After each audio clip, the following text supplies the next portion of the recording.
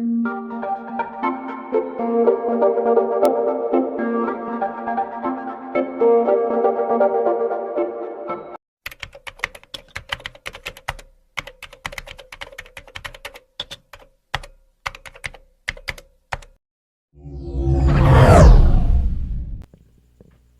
pa ako makasubo ng lunch, tumunog ang cellphone ko.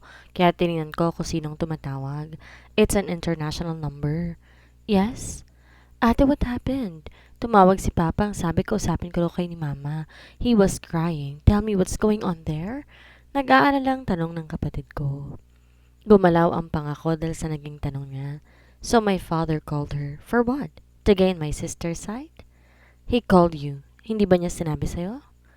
Ang ano? Ate, I was worried. Umiiyak si Papa. Ramdam ko sa boses niya ang pag-aalala sa ama namin. Napahilot ako sa noo ko dahil sa ginawa ng ama ko. Bakit pati kapatid ko inaabala pa niya? She's been working abroad for almost 2 years. Doktor kasi sa Canada ang kapatid ni Mama, kaya mabilis na nakasunod ang kapatid ko roon. Sabi niya galit daw kay ni Mama sa kanya. Ano bang problema? May ibang babae siya at may anak siya sa labas.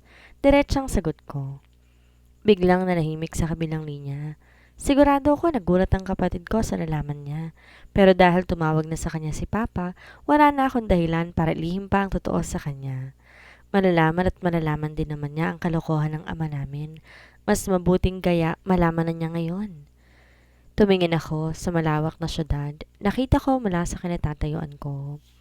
Mula dito, kita ko ang dalawang parte ng syudad, ang malinis at puno na magagandang building, at sa kabilang parte ang parteng ayaw ipakita sa lahat, marumi at magulo.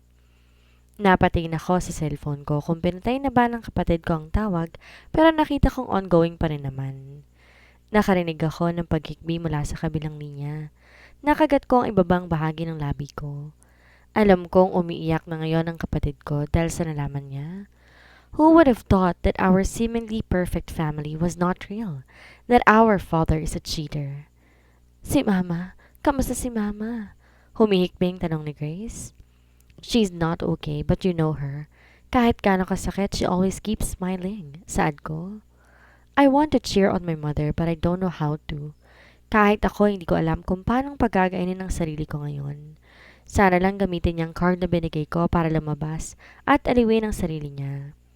Matagal na siyang naburo sa bahay or if she wants, I'm willing to put up a small business for her para may pagkabalansya. Wag lang siyang mag-isip tungkol sa mga nangyari. Don't worry about her. Ako nang bahala sa kanya. Paniniguro ko sa kapatid ko. Ayoko na pati siya'y mag-aalala lalo na't nasa malayo siya. How about that? What about him? Malamig na tanong ko sa kanya.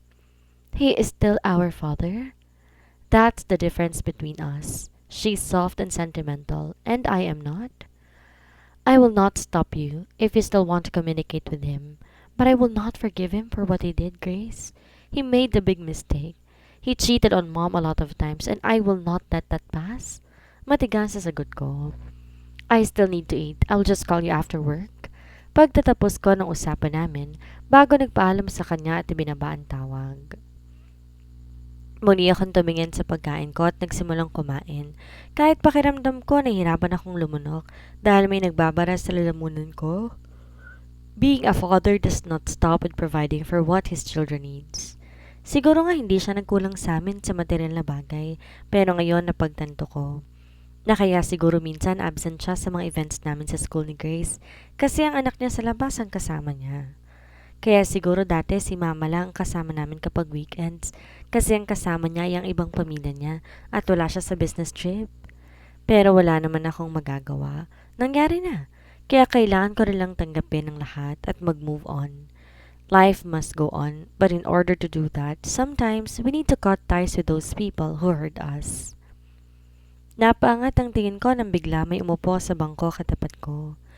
Why are you eating here alone? Saad nito at nilapag sa mesa ang paper bag na dala na may lamang mga in-order ng pagkain. Isa-isa nito yung tinanggal sa bag. I ordered a lot of foods that we can share. Tinitigan ko siya habang abala siya sa paglalagay ng mga pagkain sa mesa. Kumunot ang noo ko sa kanya. Why are you here? Tanong ko sa kanya kaya napatingin siya sa akin. Alam ko, boss ko siya, pero anong ginagawa niya rito? Bakit di na lang siya kumain mag-isa? Bakit kailangan pa niya akong puntahan dito? Kaya nga ako pumarito para mapag-isa. Umuso ito sa akin at parang nagpapakyut. Ayaw mo ba akong kasabay kumain? I even ordered food for you. Tumingin na ako sa mga pagkaing dala niya. Masyadong marami yun. Kahit sa 2 tao, sobra pa. May baon ako. George, aren't you bored eating here alone? I want here so I could eat alone. Nakita ko ang paglaglag ng balikat nito sa naging sagot ko. Sorry, I was just being nice. I thought you would like to eat with me. Bumantong hininga pa ito at parang disappointed. Akala ko pa naman friends tayo maliban sa boss mo ko at sekretary kita. Minsan na nga tayo nag-breakfast together na wala ka pang suot na panty. Pagpapaalala nito doon sa nangyari ng isang araw. I exhaled and looked at him. Just eat now. Stop the drama. Simpleng sad ko sa kanya at muling sumubo. Lumaki naman ang ngiti nito. He is my boss, so I'm trying my best to be patient with him. Napatayin ako sa kanya, nalagyan niya na isang nuggets. Masarap yan, tikman mo. Why are you like this? Biglang tanong ko sa kanya. Why are you being too friendly to me? As my boss, I'm not expecting him to act like he is acting right now. Ayoko may ibang isipan ng mga tao kapag nakita kaming dalawa. He is nice, but he is too nice to be true. Nagpatuloy ako sa pagkain kahit naramdam kong pinapanood niya ako. I just keep on eating while avoiding his eyes. Don't you want to be friends with me? I looked straight into his eyes. I think it's better if we remain professional and keep distance. I don't want people to think something about us. I thought you did not care what other people would say. Our eyes met. No one was willing to lower their gazes. Do you like me? Diretsang tanong ko sa kanya. Nakita kong muntik na tong mabulunan sa naging tanong ko. Nagmamadali itong uminom ng tubig. You don't, right? Saad ko at binaba ang kubyertos na hawak. Tapos na akong kumain dahil di ko naman ginalaw ang dala niya. Then don't act like you do. Niligpit ko ang pinagkainan ko at binalik sa lunchbox ko. I am not assuming. Hindi ko iniisip na gusto niya ako. Ayoko lang na umakto siya at yun iisipin ng mga tao. Alam ko naman na hindi niya ako magugustuhan. Ganon din ako sa kanya. Kaya siguro dapat niya nang itigil ang pagiging masyadong feeling close niya sa akin. Lalo na't boss ko siya. He is my boss and I want my relationship with him to remain professional. George, I looked at him. You better get a girl so that you can always have someone who is willing to eat with you, sir. Payo ko sa kanya bago ko makbang palayo at iniwan siyang mag-isa sa rooftop. Maybe if he has a girl, he will not act like that to a random girl like me. And it will also be a favor to me. Hindi na ako mahirapan pang itaboy ang mga babaeng gusto siyang makita dahil meron ng ibang gagawa noon. Ramdam ko ang boss ko na nakatingin sa akin nang lumabas siya sa opisina niya, kaya nag-angat ako ng tingin. Baka kasi maibibilin siya bago siya umalis. Kanina ko pa siya nakikitang sumisilip sa pintuan tapos kapag titingin ako, biglang sa saradong pinto kaya hindi ko alam kung may kailangan ba siya. Hindi ko alam kung anong trip niya. Pero ngayon na magtama ang tingin namin, lumabito sa akin na parang bata kaya napakunot ang noo ko. Lumapit to sa may tabi ng table ko. George? Yes, sir? Bumuntong hininga to at umiling sa akin. Never mind. Saan nito bago tuloy ang humakbang patungo sa elevator? Tila ba may gusto tong sabihin pero hindi nito masabi kaya pinanood ko na lang siya palayo. Nagkibit balikat ako sa naging akto niya. Sanay naman akong sinasabi niya palagi kung may kailangan siya kaya hindi ko alam kung may gusto ba talaga siyang sabihin o nagpapapansin lang siya. Minsan kasi kapag bored ang boss ko, talagang nangungulit siya. Pero matapos sa naging usapan namin sa rooftop kanina, hindi na siya umimik. Kaya talagang kailangan niya ng humanap ng girlfriend para may kukulitin na siya. Bumalik din agad ako sa trabaho ko. May business meeting siya ngayon. At di naman niya ako sinama, kaya tatapusin ko na lang ang dapat kong tapusin. Late na ako matapos sa trabaho kaya pahirapan na sa masasakyan, lalo na rush hour. Siguro nga kailangan ko nang kumuha ng sasakyan at mag-aral magmaneho. Dati, I find buying a car as a liability, not an investment. Kaya hindi ako kumukuha ng sasakyan kahit kaya ko naman. Pero ngayon mukhang mapipilitan ako para hindi na ako mahirapan mag-commute. Nanatili akong nakatayo para mag-abang ng masasayang taxi nang biglang may humintong kotse sa tapat ko at mabilis na bombaroon si Philip. Malaki ang ngiti nitong lumapit sa akin. Hi, George! Hello! Simpleng bati ko sa kanya pabalik. Wala ka naman sigurong sundo o pupuntahan ngayon, hindi ba? Umiling ako sa kanya. Ibig sabihin, pwede na kitang ihatid pa uwi? Malaki ang ngiting saad nito at binuksan ang pinto ng passenger seat. Mabilis naman akong pumasok dahil late na rin naman ako. Isa pa, gusto ko siyang kausapin. Ramdam kong tumitingin si Philip sa akin habang naiipit kami sa traffic. Pasensya ka na kung sumusulpot ako bigla. Late na kasi ako nakauwi kaya hindi ko alam kung maabutan pa kita. Ayaw naman kitang i-text at baka maghintay ka sa akin ng matagal. Hingi nito ng paumanhin habang nakangiti sa akin. Okay lang. Di na nga sana siya nag-abala pa. Hindi rin sana ako sasabay sa kanya ngayon pero gusto ko siyang makausap. About our date tomorrow, panimula nito. What time should I pick you up? Nanatiling nasa unahan ng tingin ko. Unti-unti nang umuusad ang sasakyan sa traffic. I can't go. You are busy tomorrow? Baka sa boses nito ang disappointment. Sinasabi ko sa kanya na sasama ako kung di ako magiging busy, pero baka wala naman akong trabaho pa. Maliban na lang kung biglang tumawag ang boss ko. Tumingin ako sa kanya. Ayokong sayangin pa ang mga oras niya sa panligaw sa akin. I know, sinabi ko sa kanya na hindi pa ako ready at ang sabi niya willing siya maghintay.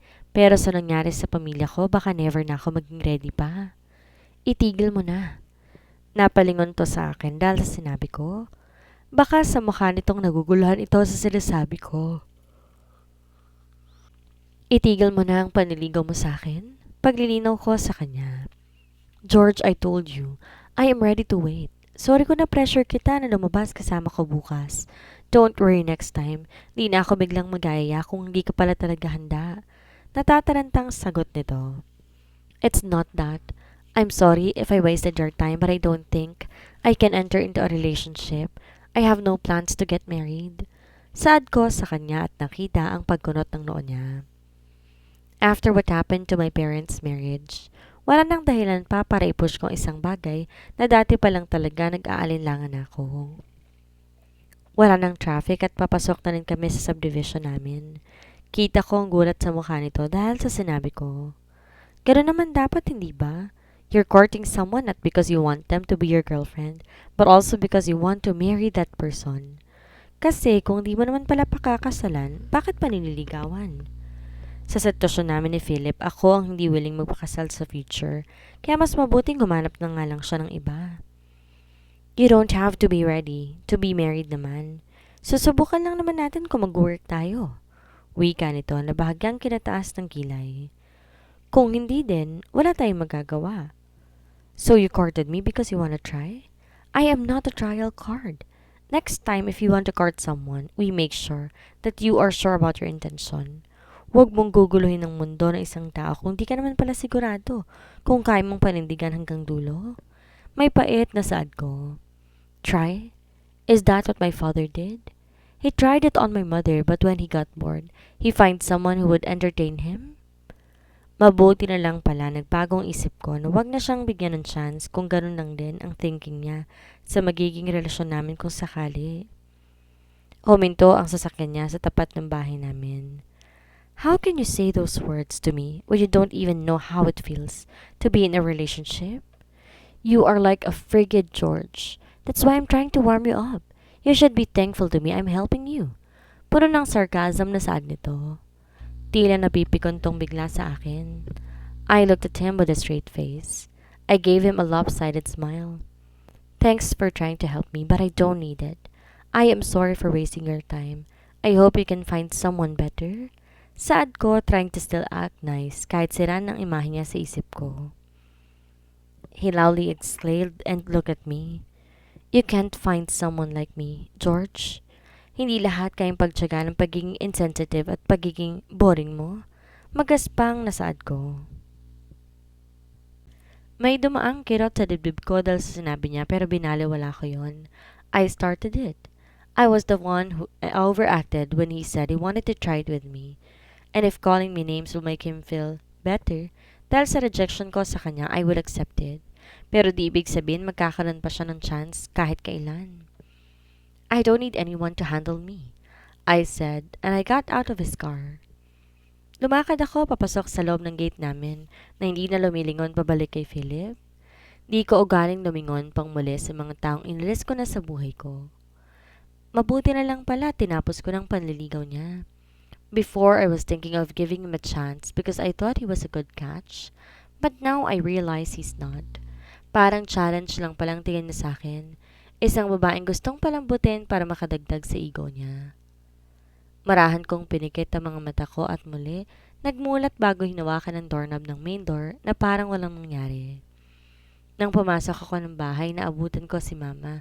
Nakaupo na sila at nanonood ng comedy movie. Pero nung lapitan ko siya, hindi ngiti ang nakikita ko sa kanyang mga labi, kundi kita ko ang bakas ng luha sa kanyang pisngi. Napatingin to sa akin nang makita ko. Mabilis itong pinahid ang magkabilang pisngi gamit ang mga palad at ngumiti siya sa akin. Nandyan ka na pala. Teka lang, maghahanda lang ako ng mesa para makakain na tayo. Magpalit ka na lang muna. Nakangiting saad nito. You did not go out? Tanong ko sa kanya na mapansin kong walang pinagbagong itsura niya. Tinignan ko ang mga kuko niya, as in wala pa ring polish. Anak, sayang naman kung gagamitin ko ang perang pinaghirapan mo at saka wala naman akong balak na gagawin sa labas. Pagdadahilan nito. All your life, you stay at home and take care of us. You better pamper yourself now. You don't have to worry about me and Grace. We're old enough. Just do the things you were not able to do before because you were busy taking care of us. Huwag niyong buruhin ang sarili ninyo dito sa bahay. Saad ko sa kanya. Mula nang pakasalan niya si Papa, tumigil na siyang magtrabaho dahil din ang gusto ng ama namin kaya naging housewife na lamang ina ko. Binuhos niya sa amin lahat ng oras pero ngayon gusto ko enjoy naman niya ang sarili niya. Gusto ko man siyang samahan kanina at hindi iwan, pero hindi maaari dahil may trabaho ako. Kaya bukas, sa ayaw at sa gusto niya, we will go out. Hindi pwedeng nandito lang siya sa bahay at mag-iisip sa nangyari. Nganitian ako nito. Anak, okay lang naman ako. Huwag mo na akong alalahanin. Hindi niya ako madaraan sa ngiti para mapaniwala kong okay lang siya. I hate how my mom is lying in front of me. Halata namang hindi siya okay. Ilang beses na nga siyang ngumiti sa akin. Hindi makikita doon ang sakit na nakikita ko sa kanyang mga mata. Lihim kong naikayom ang aking mga kamao. Di ko mapigilang sisihin ng ama ko. Siya ang dahilan kung bakit nawalan na ng ningning ang mga mata ni Mama. Winston's POV. I keep on drinking while Six is busy on his phone. Nandito kami sa isang VIP room na pagmamayari ni Warren, one of my friends during high school. What's the drama? Tanong sa akin ni Six pero ang mga mata niya nanatiling sa cellphone nakatutok. Sigurado ko na asawa niya ang kachat niya dahil ang laki-laki ng ngiti niya. Muli ako napalagok sa alak na hawak ko. Mabuti pa siya pangiti-ngiti habang kausap ang jowa niya. Tapos kapag umuwi siya mamaya sigurado may sasalubong sa kanya. Samantalang ako, pagdating ko sa bahay walang tao. I also want to have my own family but I don't know how to, lalo na ngayong pinipressure na ako. Inules ni Six ang tingin sa cellphone niya at tumingin sa akin. Salubong ang mga kilay nito pero mas salubong ang kilay ko habang patuloy na umiinom. I need to go home early, so start telling me what's going on. Saan nito? I exhaled loudly and drank another shot. Ang pakit noon pero mas mapait ang naramdaman ko dahil sa sinabi sa akin ni George. Muli ako napasimangot nang maalala ko na naman ang sinabi niya. Sabay kaming napatingin ni Six nang may dalawang pangit na pumasok sa loob ng VIP room kung nasan kami. Madalang kong makitang dalawang to dahil tila may mga pinagkakabalahan sila na hindi nila binabanggit. Si Warren na puro tato mabilis na rin umupo sa sofa sa tabi ni Six. Habang si Enzo naman na tila na inaantok ay naupo na sa tabi ko. Parang napilitan lang yata tong sumama.